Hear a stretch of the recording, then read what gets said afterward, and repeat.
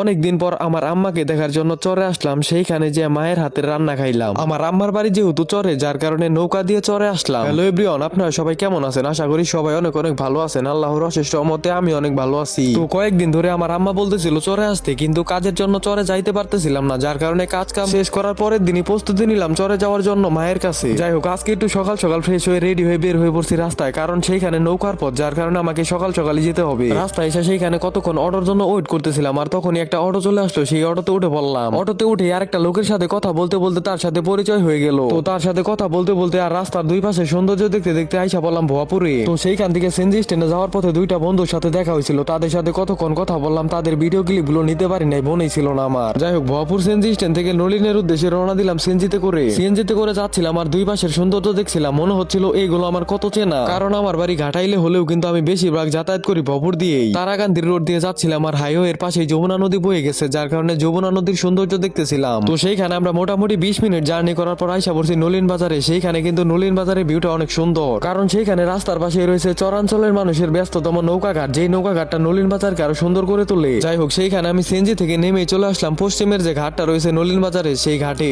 সেইখানে গিয়ে দেখতে পেলাম নৌকা ছেড়ে প্রায় অর্ধেক রাস্তা চলে গেছে, আর তখন আমার জন্য সেই নৌকাটা সেখানে দাঁড়া করাইলো, আর আমিও সেখানে দৌড় পারতে পারতে নৌকায় উঠে পড়লাম। আজকে আমার ভাগ্যটা অনেক ভালো ছিল, অন্য দিন এসে অনেকক্ষণ বসে থাকতে হয় এই ঘাটের মধ্যে। যাই হোক, সেইখানে আমি ওঠার পর দেখতে পেলাম সেখানে আরো দুইজন মানুষ দৌড় পারতে পারতে আসতেছে সেই নৌকার দিকে, যার কারণে সেইখানে আবার নৌকাটা দাঁড়া করাইলো এবং দুইজন মানুষকে তুললো। যাই হোক, সেইখানে যমুনা নদীর সৌন্দর্য আর রাস্তার সৌন্দর্য দেখতে দেখতে যাইতেছিলাম চরের দিকে, আর তখনই দেখতে পেলাম দুইটা নৌকা একসাথে হইলো। সেই দৃশ্যটা দেখতে কিন্তু আমার কাছে অসাধারণ লাগতেছিল। যমুনা নদী যেহেতু প্রায় শুকিয়ে গেছে, যার কারণে কিন্তু নৌকা চলাচল করতে একটু অসুবিধাই হয়, কিন্তু তারপরেও চরের মানুষের যাতায়াত করতে হয় এই নদী দিয়ে। তো নৌকা দিয়ে যাইতেছিলাম, আর দুই পাশে চরের যে সৌন্দর্য আছে সেই সৌন্দর্য উপভোগ করতেছিলাম। আর কিছুক্ষণ পর দুইজন লোক সেখানে নামলো। সেইখানে তারা দুইজন নামতে গিয়ে কিন্তু একজন ভালোই ব্যথা পাইছে। যাই হোক, সেইখান থেকে নৌকা চলে আসলো ঘাটে। নৌকা ভাড়া দিয়ে নৌকা থেকে নেমে উঠে পড়লাম মোটর সাইকেলে, কারণ অনেক রাস্তা, যার কারণে হেঁটে যাওয়া সম্ভব না। চরের বালুময় রাস্তা, কখনো কখনো খারাপ পাহাড়ের মতো রাস্তা দিয়ে আইসা বললাম এইদিকে চরের রাস্তায়। যেহেতু বর্তমানে চরের পানি অনেক কমে গেছে, যার কারণে কিন্তু নদীর মধ্যেই কিন্তু অনেক কিছু চাষ করতেছে, যেগুলো দেখার পর সত্যি মনে পড়ে যায় আমাদের চরাঞ্চল গুলো কত সুন্দর। এটা উপভোগ করতে পারলে